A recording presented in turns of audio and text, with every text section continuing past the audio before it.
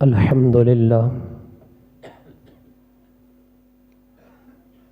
الحمد للہ رب العالمین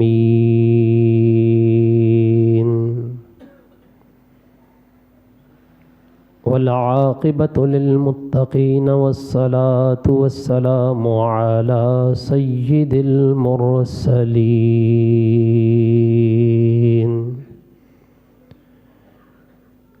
وعلى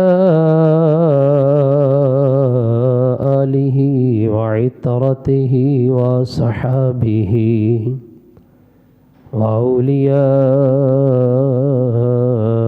ملته أجمعین أما بعد فأعوذ بالله من الشيطان الرجيم بسم الله الرحمن الرحيم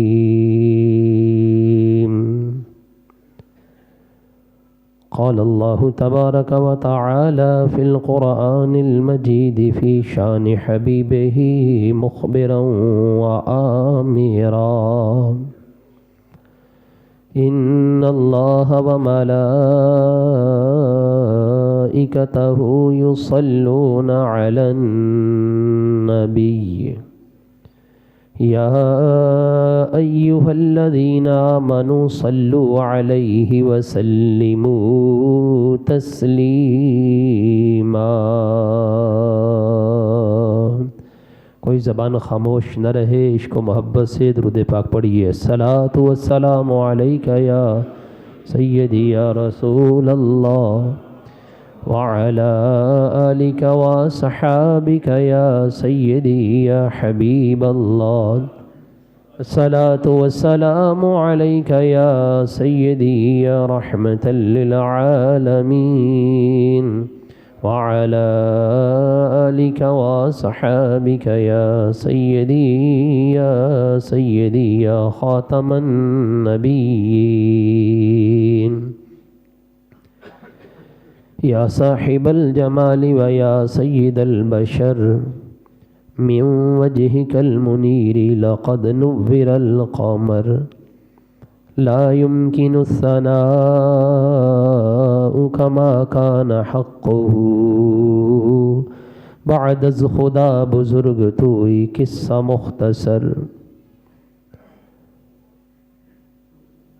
تمام حمد و صلات، تعریف و توصیف اللہ جل مجدہ کی ذات کے لیے ہیں، جو خالق کائنات بھی ہے اور مالک کل جہان بھی۔ اللہ جل شانہ کی حمد و ثنا کے بعد حضور نبی اکرم شفیع امم رسول محتشم اللہ کے پیارے امت کے سہارے رب کے محبوب دانائے غیوب منزہ عن العیوب مالک رقاب امم فخر عرب و عجم ولی کون و مکان سیاح لا مکان سید انس و جاں حامی بے کساں غم گسار زماں دستگیر جہاں سید سرواراں سرور لالا رخاں نیر تاباں سرنشین مہوشاں ماہ خوباں شہن شاہ حسینہ تتمائے دوراں سر خیل زہرہ جمالاں جلوائے صبح ازل نور ذات لم یزل باعث تکوین عالم فخر آدم و بنی آدم نیر بطہا رازدار ما اوحا صاحب ما طغا صاحب علم نشرح معصوم آمینہ احمد مجتبی حضرت محمد مصطفیٰ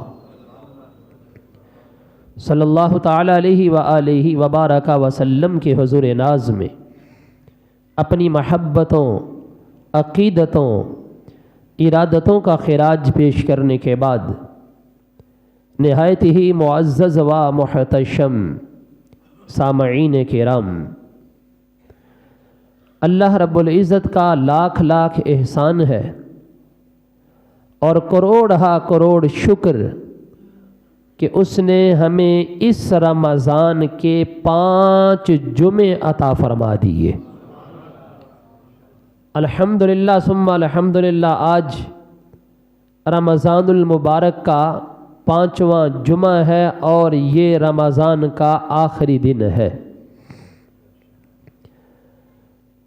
یہ اللہ تبارک و تعالیٰ کی قدرت ہے، دنوں راتوں مہینوں عشروں اور دہائیوں کا سفر جاری و ساری ہے۔ یہ زندگی کی آمد و رفت اس تیزی سے ہے کہ جس چیز کا ہم انتظار کر رہے ہوتے ہیں جس وقت گزر جاتی ہے ایسے لگتا ہے جیسے کل انتظار ہو رہا تھا۔ رمضان المبارک جس کا ایسے محسوس ہو رہا ہے کہ ہم نے چند دن پہلے اعلان کیا تھا اور آج ہم اس کا آخری جمعہ یہاں پڑھنے کی سعادت حاصل کر رہے ہیں۔ دوستو، کوئی بھی شخص ہے جس وقت کسی جگہ پہ محنت کرتا ہے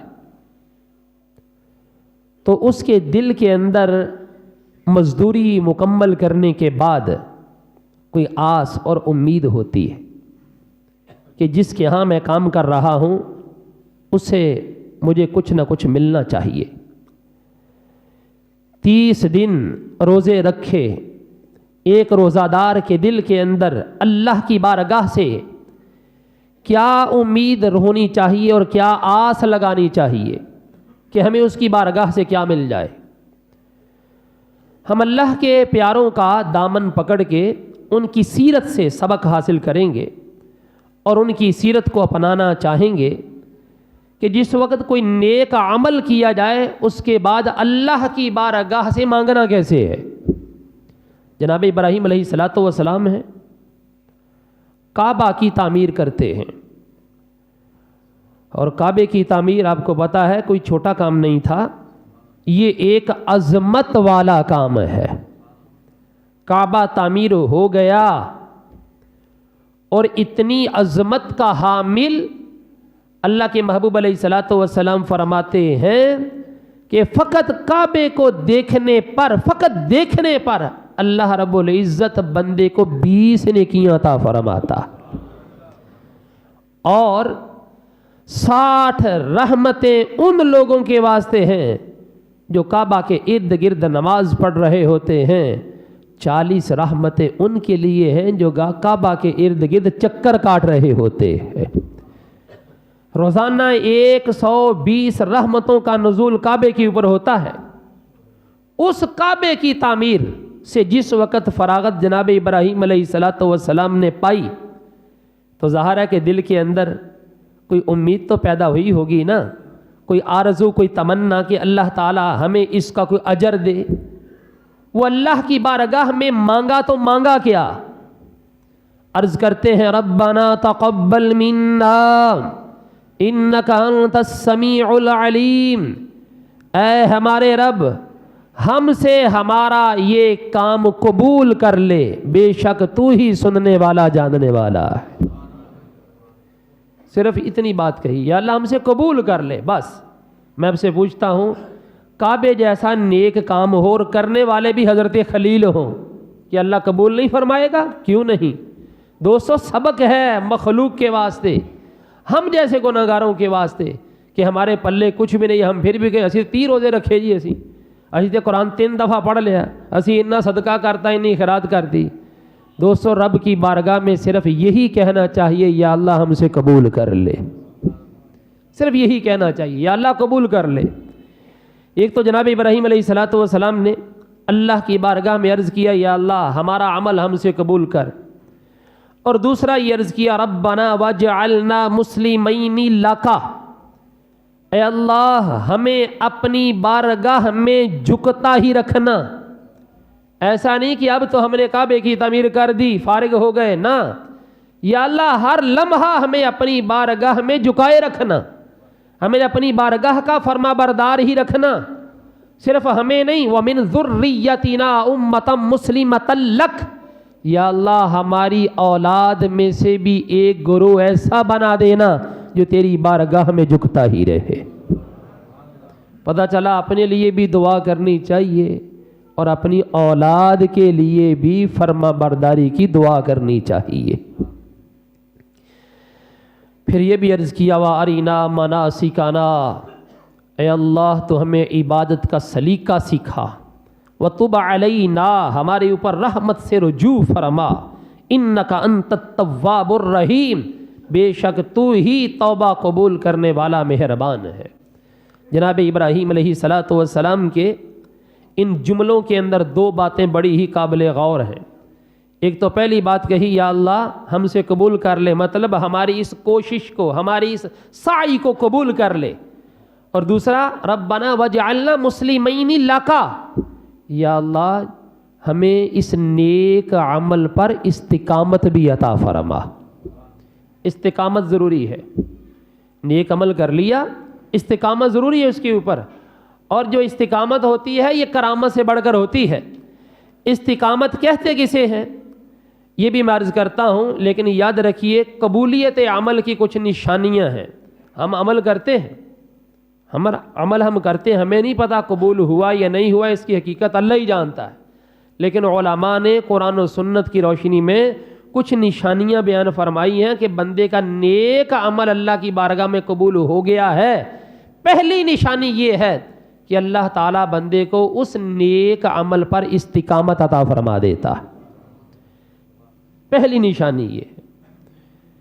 مہینہ نمازاں پڑھی ہیں، عید والے دن ہی مسجد خالی ہو جائے تو غلط نہیں نہ بن دی ہے۔ عید والے دن ہی صفاں خالی ہونی شروع ہو جائیں، ادھی مسجد رہ جائے۔ استقامت کی دعا مانگیے کہ یا اللہ پورا مہینہ نماز پڑھنے کی توفیق دی، پورا مہینہ قرآن پڑھنے کی توفیق دی، اب 11 مہینے بھی نماز پڑھتا ہی رکھنا، 11 مہینے قرآن پڑھنے کی توفیق دیے رکھنا۔ یہ استقامت بہت بڑی چیز ہے یہ۔ اور پھر قبولیت عمل کی دوسری نشانی یہ ہے مزید نیک اعمال کرنے کی توفیق مل جائے، مزید اضافہ ہو، اس عمل کے اندر اضافہ ہو، توبہ و استغفار کے شوق میں اضافہ ہو جائے۔ اگر تو بندے کے عمل کے اندر اضافہ ہو رہا ہے تو سمجھ لیجئے کہ پچھلا قبول، اور اگر اضافہ نہیں ہو رہا تو پھر غور و فکر کرنے کی ضرورت ہے، غور و فکر کرنے کی ضرورت ہے کہ ہم نے کیا کیا تھا اور کس انداز سے کیا تھا۔ تو استقامت کس چیز کو کہتے ہیں ذرا اس کو سنیے۔ استقامت بولتے ہیں تسلسل کو۔ ملا علی کائی رحمۃ اللہ تعالی علیہ لکھتے ہیں الاستقامہ امتثال کل مامور و اجتناب کل محظور۔ وہ کہتے ہیں ایسا تسلسل کہ اللہ تعالیٰ نے کسی نیک کام کرنے کا حکم دے دیا، اس نیک کام میں تسلسل پیدا ہو جائے تو یہ استقامت ہے۔ اور کوئی برا کام ہے اسے روک دیا ہے تو بندہ رک گیا ہے، مستقل مزاجی کے ساتھ اس سے بچ رہا ہے، کہا اس کو استقامت کہا جاتا ہے۔ ہر مامور کو اختیار کر لینا، ہر محظور ممنوع سے بچ جانا، یہ استقامت ہے یہ۔ اور آپ نے پھر آخر پہ لکھا ہے الاستقامت خیر من الف کرامہ، استقامت 1000 کرامتوں سے بہتر ہے۔ استقامت 1000 کرامتوں سے بہتر ہے یہ۔ اور پھر استقامت کی تاکید ذرا یہ بھی سنیے۔ اللہ تعالیٰ نے اپنے پیارے محبوب صلی اللہ علیہ وسلم سے قرآن پاک میں ارشاد فرمایا فاستقم کما امرت ومن تاب معک۔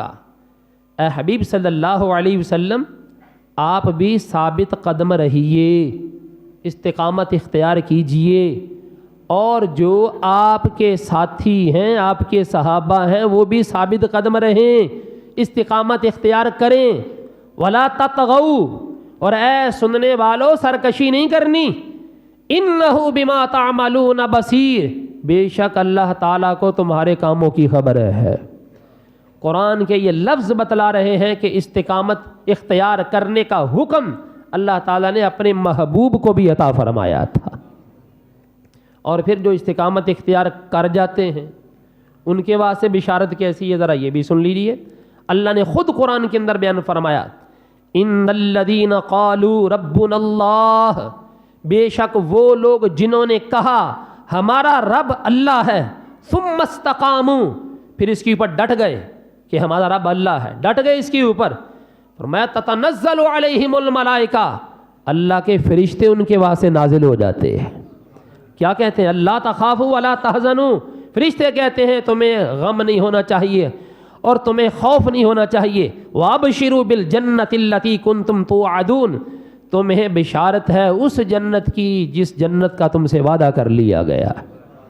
اور پھر فرشتے کہتے ہیں نحن اولیاؤکم فی الحیات الدنیا وفی الآخرہ، ہم تمہارے مددگار ہیں دنیا کے اندر بھی اور آخرت میں بھی، وَلَكُمْ فِيهَا مَا تَشْتَهِي أَنفُسُكُمْ، اور تمہارے لیے جنتوں کے اندر وہ کچھ ہوگا جو تمہارا جی چاہے گا، وَلَكُمْ فِيهَا مَا تَدَّعُونَ، اور تمہارے واسطے وہ کچھ بھی ہوگا جس کا تم سے وعدہ کر لیا گیا ہے۔ یہ صلہ کس چیز کا ہے؟ استقامت کا۔ بولیے ذرا کس کا ہے؟ ذرا تم میرے حال دیکھو نا، تھلے نہ دیکھو، ذرا میرے حال دیکھو، جا کے بیٹھو تسی۔ ٹھیک ہے، مان لیا ہے کہ آج 30واں روزہ ہے، سب کچھ ہے ماشاءاللہ، اللہ آپ کو برکات کثیرہ عطا فرمائے، لیکن اس کا یہ مطلب تو نہیں ہے کہ آپ میرے سامنے بیٹھ کے جو ہے وہ سونا شروع کر دیں، اونگے نہیں، آپ جو ہے وہ توجہ سے گفتگو کو سنیے، چند منٹ کی یہ گفتگو ہے۔ یہ استقامت کا صلہ ہے کہ فرشتے اتر کے خوشخبریاں دیتے ہیں، اور فرشتے پتہ کیا کہتے ہیں؟ نزلا من غفور الرحیم، جنت کے اندر اللہ تعالیٰ خود تمہاری میزبانی فرمائے گا۔ سبحان اللہ کہیں ذرا سبھی، جڑا بندہ تھوڑے لاگے سون دے ذرا انہوں جگا لو، مسئلہ کوئی نہیں، کہیں ذرا سبحان اللہ۔ میں آج تک ویسے ادا کیا نہیں کسی نے، عادت نہیں میری، لیکن بندے مجھے نظر آن دے۔ نزلا من غفور الرحیم، نزلن کا مطلب ہوتا ہے میزبانی کرنا کسی کی، کسی کے مہمانی کر لینا۔ فرمایا جو لوگ استقامت اختیار کرتے ہیں اللہ تبارک و تعالیٰ کے فرشتے ان کو خوشخبریاں دیتے ہیں کہ جنت کے اندر اللہ خود ان کی میزبانی فرمائے گا۔ اور دوستو سنیے ذرا استقامت کی فضیلت کیا ہے۔ آقا کریم صلی اللہ علیہ وآلہ وسلم سے پوچھا گیا ای الاعمال احب الی اللہ، حضور ذرا بتلائیے اللہ کے ہاں سب سے پسندیدہ عمل کون سا ہے، سب سے پسندیدہ عمل؟ آقا کریم علیہ الصلوۃ والسلام نے فرمایا ادومھا وان قل، فرمایا پیارا عمل وہ ہے جس کے اندر تسلسل ہو اگرچہ کم ہو، تسلسل ہو اگرچہ کم ہو، وہ پیارا عمل ہے۔ تو دوستو مہینہ نمازاں پڑھیاں، مہینہ قرآن دی تلاوت کیتی تو مڑ کے اسی بھولیے دوسرے تیسرے دن تے گل اداں ماڑی ہے۔ تو ہمیں استقامت کی دعا بھی کرنی چاہیے اور استقامت اختیار کرنے کی کوشش بھی کرنی چاہیے، دونوں چیزیں ہیں۔ ایسا نہیں ہے کہ ہم صرف دعا ہی کرتے رہیں یا اللہ استقامت دے، یا اللہ استقامت دے، گھر بیٹھ کے بندہ استقامت کی دعا کرے مسیطے بڑھے ہی نہ، ادھا تھی نا گل بڑھنی، چل کے آنا بھی پڑے گا اور دعا بھی کرنی پڑے گی، دونوں کام کرنے، دعا اور دوا دونوں استعمال کرنی ہے۔ اب ذرا سنیے کہ بندے کو استقامت کیسے مل سکتی ہے۔ یہ علماء نے لکھا ہے جس وقت بندہ کوئی نیکی کرے اور نیکی کے اوپر غور کرے، یہ جو میں نے نیکی کی ہے کی کیسے ہے۔ مثال کے طور پر قرآن پاک کی تلاوت کر لی، غور کرے کہ یہ جو میں نے قرآن کی تلاوت کی ہے، جو مجھے توفیق ملی ہے، یہ کس نے توفیق دی ہے؟ یہ اللہ کا احسان ہے۔ اور پھر دیکھیے صرف یہی نہیں کہ توفیق دے دی، اس نے دل کے اندر شوق بھی پیدا کیا، پھر اس نے تلاوت کرنے کا اعلیٰ زبان بھی عطا فرمائی، اور پھر کانوں سے سننے کی قوت بھی عطا فرمائی، اور پھر پڑھنے کی توفیق بھی دی، اور پھر اللہ تبارک و تعالیٰ نے ہماری زبان کے اندر لکنت بھی نہیں رکھی، صاف آواز میں ہم پڑھ رہے تھے۔ جس وقت بندہ ان احسانات کے اوپر غور کرتا چلا جاتا ہے تو اللہ تعالیٰ بندے کو استقامت عطا فرما دیتا ہے۔ یعنی کہ اللہ کے احسانات کے اوپر غور کرنے سے بھی بندے کو استقامت کی نعمت دے دی جاتی ہے۔ بزرگوں نے فرمایا ہے کہ کبھی کبھی آنے والے کو وہ نہیں ملتا جو ہمیشہ آتا ہے، اس کو دے دیا جاتا ہے۔ کبھی کبھی آنے والے کو وہ نہیں ملتا جو ہمیشہ آتا رہتا ہے، جو اس کو دے دیا جاتا ہے۔ تو لہذا اپنے اندر ٹھہراؤ پیدا کریں، اپنی طبیعت کے اندر یہ تسلسل لانے کی کوشش کریں کہ جس طرح 5 وقتہ نماز میں ہم لوگ مسجد کے اندر حاضر ہوا کرتے تھے، انشاءاللہ 11 مہینے بھی حاضری دیا کریں گے۔ اونچی آواز سے کہیے انشاءاللہ۔ ترک استقامت کی مذمت بھی سن لیجیے۔ آقا کریم صلی اللہ علیہ وسلم نے عبد اللہ بن عامر بن عاص رضی اللہ عنہما سے فرمایا، وہ نہ رات کے وقت اٹھ کر کے تہجد پڑھنا شروع ہو گئے۔ تو آقا کریم علیہ الصلوۃ والسلام نے، ظاہرہ کہ نبی کو امتی کی خبر تو ہوتی ہے نا، کیا کر رہا ہے، کون کیا کر رہا ہے، نبی کو امتی کی خبر ہے۔ ہمارا نبی وہ ہے کہ جس وقت دنیا کے اندر ظاہری حیات کے ساتھ موجود تھے، اس وقت بھی اپنی امتیوں سے باخبر تھے، اور اگر آج امت سے اوجل ہو گئے ہیں تو آج بھی باخبر ہے۔ ان کے واسطے دور اور نزدیک کا کوئی بھی فاصلہ نہیں ہے، ان کے واسطے دور و نزدیک سب کچھ برابر ہے۔ یہ دوریاں ہمارے اندر ہیں، ان کے اندر دوریاں کوئی نہیں۔ قرآن نے کہا ہے النبی اولیٰ بالمؤمنین من انفسہم، یہ نبی ہے میرا ایمان والوں کی جانوں سے بھی زیادہ قریب ہے۔ اور اللہ نے اپنے بارے میں فرمایا نحن اقرب الیہ من حبل الورید، میں رب ہو کے تمہاری شارگ سے بھی زیادہ قریب ہوں، میں شارگ سے زیادہ قریب، اور یہ میرا نبی ہے تمہاری جانوں سے بھی زیادہ قریب۔ نبی سے امتی کا عمل کبھی پوشیدہ ہو سکتا نہیں۔ عبداللہ بن عمر بن عاص رضی اللہ عنہ، ان سے نماز تہجد پڑھنے میں کہیں سستی ہو گئی تو آقا کریم علیہ الصلوۃ والسلام نے فرمایا یا عبد اللہ لا تکن مثل فلان کانا یقوم اللیل فترک قیام اللیل، اے عبداللہ بن عمر بن عاص، وہ فلاں بندے کی طرح نہ ہو جانا، پہلے تو مسلسل تہجد پڑھتا رہا پھر اس نے تہجد چھوڑ دی ہے، تو اس کی طرح نہ ہو جانا۔ عبداللہ بن عمر بن عاص کہتے ہیں میں سمجھ گیا حضور نے میری طرف بھی اشارہ کر دیا ہے، مجھ سے کوتاہی ہوئی ہے، میری طرف بھی اشارہ کر دیا ہے۔ دوستو سارا مہینہ تہجد پڑھتے رہے، توفیق ملی رہی، اب ایسا نہ ہو کہ ہم لوگ جو ہے فجر کی نماز پڑھنے کے واسطے بھی مسجد کے اندر نہ آئیں۔ تو اپنے اندر جو ہے وہ تسلسل لانے کی کوشش کریں، اپنے اندر استقامت پیدا کرنے کی کوشش کریں۔ اور پھر دیکھیے یہ جو آنے والی رات ہے، اس رات کے حوالے سے بھی ہماری شرع نے ہمیں کچھ رہنمائی کی ہے۔ بہت لوگ سمجھتے ہیں یہ چاند رات ہے، اور یہ چاند رات یہ موج مستی اور کھیل کود کا نام ہے، شاپنگ سینٹروں کی زینت ہو جانے کا نام ہے یہ، نہ اس رات کو حدیث کے اندر لیلۃ الجائزہ کہا گیا ہے۔ لیلۃ الجائزہ کا معنی ہوتا ہے انعام کی رات۔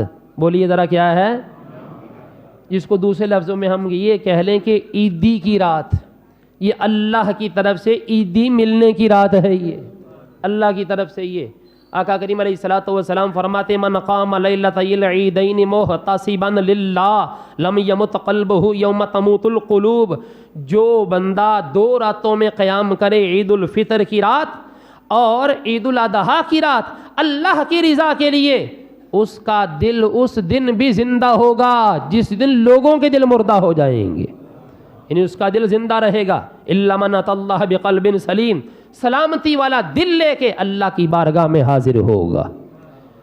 دوستو اس رات میں یہ عبادت کی رات ہے یہ، اور میں نے تو حدیثوں کے اندر یہ پڑھا ہے، کتاب الاعتکاف موطا امام مالک ہے، عبداللہ بن عمر جو تھے نا، عبداللہ بن عمر رضی اللہ عنہ، وہ اعتکاف کرتے تھے مسجد میں، تو وہ مسجد سے گھر واپسی کب جاتے تھے، وہ واپسی کب جاتے تھے، وہ یعنی اعتکاف سے اٹھ کے کب جاتے تھے؟ ان کے بارے میں میں نے پڑھا ہے وہ مسجد سے جاتے ہی نہیں تھے، وہ اس طرح کرتے تھے کہ رات قیام مسجد میں کرتے اور پھر عید پڑھ کے گھر جایا کرتے تھے، عید پڑھ کے، کہ مجھ سے اس رات کی عبادت کہیں فوت نہ ہو جائے۔ تو اگر ہم عبادت نہیں کر سکتے کم از کم برائی سے ہی بچ جائیں، عبادت نہیں کر سکتے برائی سے بچ جائیں، برائی سے بچنا اس سے بڑی عبادت ہے یہ۔ عشاء کی نماز فجر سے پڑھیں، عشاء کی نماز جو ہے وہ باجماعت پڑھیں، فجر کی نماز وہ بھی باجماعت پڑھیں۔ جو 2 نمازیں باجماعت پڑھ لے سرکار فرماتے ہیں اس کو پوری رات قیام کا اجر دے دیا جاتا ہے۔ چلو کم از کم مہینہ تو کر لیے نا کہ نمازیں ہی باجماعت پڑھ لیے 2 نمازاں، تو جہاں بندہ 3 بجے شاپنگ سینٹر تو شہروں واپس آوے، انہیں سویر نو فجر دی نماز کداں پڑھنی باجماعت، انہیں ہاں جی وہ تو میرے لگتا بھی عید بھی بڑی مشکل ہے، آخر دے نسیا ہوا آخر دے عید پڑھنے واسطے۔ دوستو یہ جو عید کی نماز ہے یا فجر کی جو نماز ہے یہ مسلمانوں کے واسطے ایک اللہ کی طرف سے بہت بڑا انعام ہے۔ یہ جو جس وقت ہم عید پڑھنے کے لیے گھروں سے باہر نکلتے ہیں نا، اللہ کے نورانی فرشتے چوکوں چوراہوں پہ کھڑے ہو کے ندا دے رہے ہوتے ہیں، اے امت محمد اللہ کا کرم بٹنا شروع ہو گیا ہے، آ جاؤ اللہ کے کرم لینے کی طرف، اللہ کی رحمت لینے کی طرف بڑھ جاؤ آگے۔ دوستو یہ اس مقصد کے لیے ہے، اور پھر جس وقت سارے مسلمان اکٹھے ہو کے دعا کرتے ہیں تو اللہ کی رحمت جوش پہ آ جاتی ہے۔ اللہ تبارک و تعالیٰ فرشتوں کے سامنے فخر فرماتا ہے، فرشتوں انہاں بندیاں نے مینوں دیکھیا نہیں لیکن پھر بھی میرے سامنے آہوزاہی کرن دے میرے کو منگن دے۔ جس وقت بندے لوٹ رہے ہوتے ہیں اللہ کی رحمت اعلان فرما رہی ہوتی ہے، فرشتوں گواہ ہو جاؤ میں نے ان کو بخش دیا ہے۔ یہ نبی پاک علیہ الصلوۃ والسلام کی حدیث ہے۔ یہ لوکی کہندے لو بھی تسی جدوں نماز پڑھ دے عیدی اس تو بعد دعا منگنی تو مختصر منگیا کرو جی، بندے تھک جاندے ہیں۔ او خدا دے بندیو، عید کی جو نماز پڑھی جاتی ہے، عید کی نماز میں جو دعا مانگی جاتی ہے، دعا ہی تو صلہ ہے۔ یہ جتنی بھی پورا مہینہ آپ لوگ جو کچھ بھی کرتے ہیں دعا میں تو اللہ سے صلہ مانگ رہے ہوتے ہیں، اگر ادھر بھی دعا نہیں کریں تو کرنی کدھر پھر؟ تو لہذا اپنے آپ کو دینی تربیت کے ساتھ جوڑیے۔ اب ذرا تھوڑی سی باتیں اس حوالے سے بھی کر دوں کہ روزے عید کے آداب کیا ہیں۔ روزے عید کو یاد رکھیے، غسل کرنا، مسواک کرنا، خوشبو لگانا، اچھے کپڑے پہننا، نئے ہوں تو نئے وگرنہ دھلے ہوئے کپڑے پہننا آقا کریم علیہ الصلوۃ والسلام کی سنت ہے۔ آقا کریم علیہ الصلوۃ والسلام کے بارے میں ملتا کان رسول اللہ صلی اللہ علیہ وسلم یلبس یوم العید بردۃ حمراء، نبی پاک علیہ الصلوۃ والسلام عید والے دن